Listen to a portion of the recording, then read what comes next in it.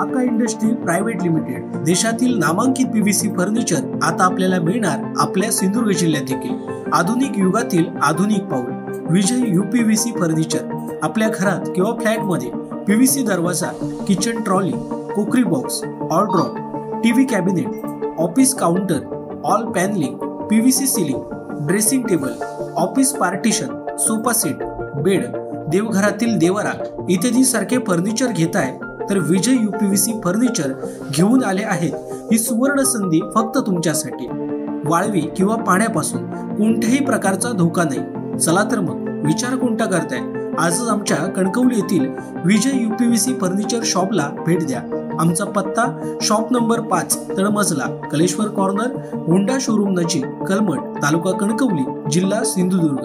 एकदा अवश्य भेट द्या आणि आपणास पसंत असलेल्या फर्निचर वस्तूंची निवड करा। आमच्या फर्निचर बाबत अधिक माहिती जाणून घेण्यासाठी www.kakaprofile.com या वेबसाईटला भेट द्या किंवा अधिक माहितीसाठी 9420206340 किंवा 9256566256 किंवा 9588487928 या संपर्क क्रमांकावर संपर्क करा।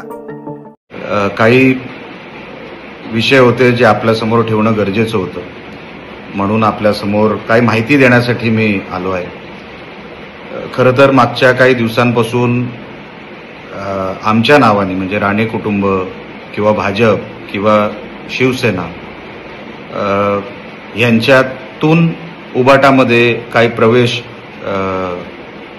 वैभव नाईक हे उबाटा गटाचे जे उमेदवार आहेत ते दाखवत आहेत। खरं तर एक दोन व्यक्ती कुठून तरी पकडत आहेत, त्यांच्या गळ्यात ते पट्टे टाकतायत आणि तो प्रवेश दाखवायचा तो प्रयत्न करतायत। काही गोष्टी फक्त खुलासा करण्यासाठी आपल्यासमोर ठेवतो। जे प्रवेश त्यांनी वैभव नाईकांनी दाखवले ते कसे खोटे आहेत ते आपल्यासमोर फक्त ठेवायचा मी प्रयत्न करतो।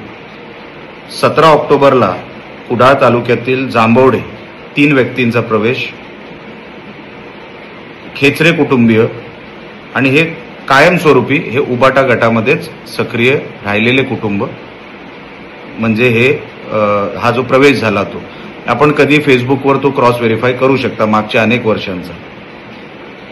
नंतर जांभवडेमध्येच दुसरा पक्ष प्रवेश दाखवला एक व्यक्तीचा, ते चिंतामणी मडव, ते भाजपचे नव्हते किंवा राणे कुटुंबाशी काही संबंध नव्हता, ते राष्ट्रवादीचे कार्यकर्ते होते आणि एकमेव फक्त तो व्यक्ती चिंतामण मडव म्हणून जे होते त्यांचा पक्षप्रवेश उबाटा गटात झाला। नंतर त्रिंबकमध्ये एक घाडी कुटुंबातील व्यक्तीचा प्रवेश झाला आणि दाखवण्यात आलं की भाजप किंवा आमच्या जवळ असलेला तो व्यक्ती आहे। खरं तर जर तुम्ही त्यांचा फेसबुक अकाउंट बघितला तर 2017 पासूनचे त्यांचे फोटो हे तुम्हाला वैभव नाईकांबरोबरच वेगवेगळ्या कार्यक्रमात दिसतील। त्याच्यानंतर मालवण कुंभारमाठ माजी सरपंच वैशाली गावकर,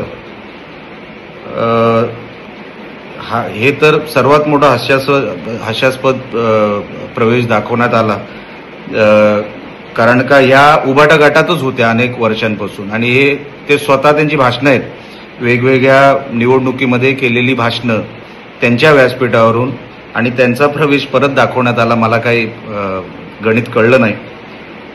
त्याच्यानंतर धनगरवाडीतला एक मोडक कुटुंबियांचा प्रवेश वैभव नाईकांनी दाखवला।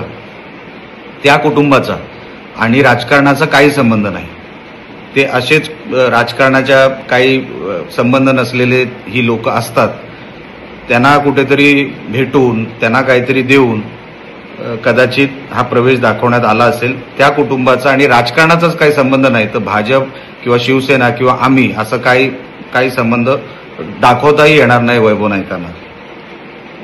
त्यानंतर अरविंद सावंत, हे वर्धे ग्रामपंचायतीमध्ये आम्ही त्यांना तिकीट नाकारली होती ग्रामपंचायती निवडणुकीमध्ये। तर ग्रामपंचायत निवडणूक आता होऊन किती वर्ष झाली, त्याच्यानंतर आमच्याशी हा व्यक्ती अरविंद सावंत नावाचा वर्धे गावातला आमच्या संपर्कात नव्हता, कारण का आम्ही त्यांच्या स्वभावामुळे त्यांना तिकीट नाकारली त्यांचे काही उपद्व्याप होते, त्यांच्यामुळे त्यांची तिकीट नाकारल्यामुळे ते आमच्या पक्षात तसे सक्रिय नव्हते आणि त्यांना तिकीट नाकारल्यामुळे ते तिकडे गेले होते तेव्हाच. म्हणजे आता तसं काही संबंध नाही. त्यांचा पक्षप्रवेश दाखवण्यात आला. नंतर आता जो प्रवेश झाला काल, तो सदानंद अणावकर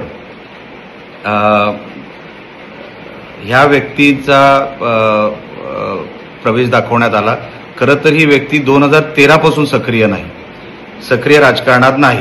आमची ओळख आहे, ओळख होती, सगळं बरोबर आहे. पण 2013 पासून ही व्यक्ती राजकारणातून काही त्यांच्या पर्सनल कारणावरून ही व्यक्ती बाजूला झाली होती. आमचा आणि त्यांचा तसा डायरेक्ट संपर्क राहिला नाही इतके वर्ष. पण आता अचानकपणे त्यांनी जर पक्षप्रवेश केला असेल तर त्याची कारणं काय आहेत ते आम्ही बघून घेऊ. पण हे सगळे पक्षप्रवेश कोण राजकारणातच नाही, कोण सक्रिय नाही, एकाच दुसरा कुठला तरी व्यक्ती गावातला शोधायचा, ज्याला सगळ्यांनी गावांनी नाकारलाय असा कुठला व्यक्ती शोधायचा, त्याच्या गळ्यात पट्टे टाकायचे आणि मग तो प्रवेश दाखवायचा. वैभव नाईक साहेब, आपण हे धंदे काही हरकत नाही आपण चालू ठेवले तरी, लोकांना सगळं माहिती आहे. आपला जो हा केविळवाणा प्रयत्न आहे पक्षप्रवेश दाखवण्याचा, ह्याच्यातून फरक काही पडणार नाही. पण एक आमदार आणि आमदारांनी एक कुठल्या लेवलवर जाऊन काम केलं पाहिजे, कुठल्या दर्जाचं काम केलं पाहिजे, हे मागचे जसं आपण 10 वर्ष दाखवू शकला नाहीत, ह्या पक्षप्रवेशांच्या माध्यमातून आपण दाखवताय की जी काय आपली उरली सुरली जे आपलं स्तर होतं ते पण आपण स्वतःहूनच खाली आणताय. ह्यापेक्षा लोकांना काय हवंय, आपण जे मागच्या 10 वर्षात देऊ शकलो नाही, आता आपण काय देऊ शकतो, ह्याचा काहीतरी प्लॅन बनवा. लोकांना धीर वाटेल, लोकांना आधार वाटेल असं आपल्याकडून काहीतरी प्रचार होऊ द्या.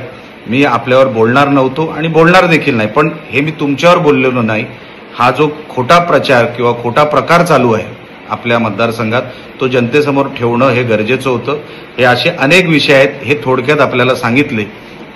एवढ्याच ह्याच निमित्ताने की हे जे काय प्रवेश होत आहेत उबाटा गटामध्ये, हे किती खोटे आहेत, फसवे आहेत आणि जनतेची दिशाभूल करणारे आहेत. आम्ही प्रवेश करताना अख्ख्या गावाचा प्रवेश घेतो, 400-500 लोक प्रवेशाला असतात आणि ह्यांच्या प्रवेशाला इन मीन 3, 4, 5 त्याच्या पलीकडे ह्यांच्याकडे पक्षप्रवेशही होत नाही. मला माहिती आहे वैभव नाईक साहेब, आपल्या पायाखालची जमीन सरकत चालली आहे, पण तरी देखील मी निवडणुकीचा स्तर खाली जाऊ देणार नाही. मी आपल्यावर टीका करणार नाही. मी उलटा तुम्हाला निवडणुकीच्या शुभेच्छाच देतो. आपण फुल प्रयत्न करावेत, जेवढं आपलं जे काय आहे ते पणाला लावावं, पण जे काय आहे ते खरं करा एवढीच विनंती करतो आणि माझे 2 शब्द संपवतो. धन्यवाद.